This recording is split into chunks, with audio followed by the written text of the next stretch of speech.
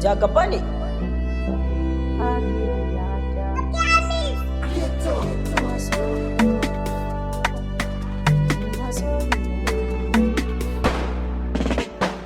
Yanda nake jinki a jikina bayan kaina bane ba, na barki rayuwa na san ba zan iya ba. Yanda kike mun ai samsam ni ban gane ba, kina mun wani kallo tamkar ban waye ba. Masoyi ya tsaya ki ji karmi sa'insa, a koda yaushe kaunar ki zuci ta kunsa.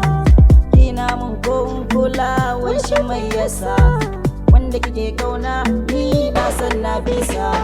Dan Allah saurare ni ne naki, a koda yaushe walla sai nai zancen ki. Na futa hayyaci na du a kanki, zan iya bada komai ni a kanki. Mutu ma ni kawai dan ƙaunarki, mai kyauce ta zarce matan duniya. Kalle ta sa doguwar a baya, na yadda ke ki huta ni in sha wuya. Dan ke ne Allah ya kawo ni duniya, in zame miki garkuwa masoyiya. Da zaki tsaki na so na da na warke, ki duba duka zuciyata ta tsage. Ƙaunarki take jira sai ta ɗinke, ganinki shi ke inganta rayuwata. Duka matan duniya kin musu rata, yarda da ni, aminta da ni. Yaya ne ba ni san bakin cikinki ko kwayar zarra ne.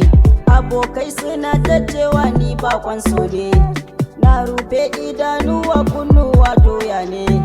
Akan kina yarda a kira ni da mai hauka, banja baya raɗaɗin azaba ko duka. Akan ki zan iya kwana tsamiya ko kuka, ko in kwana ɗakin mahaukaci mai yin duka, ko in je gidan yari nima a samun sarka.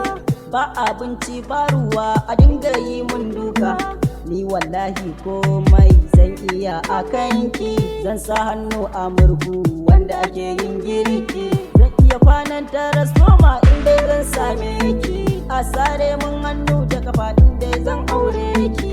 In shekara turban sha ruwa ba du a kanki, ni kawai na mutu ma inda na saure ki. Akan na daina kallon ki gwanda na kurce, in arziki na rasa ki gwanda zama a talauce. Yarda ni in aure ki bar batu na kawance, in kika ce ba kya so na dole ma in susuce. Masoyiya ta ki agaza, ki ce da ni man na zo kusa, ki ka bar ni daɗi na rasa. Masoyiya, masoyiya, masoyiya.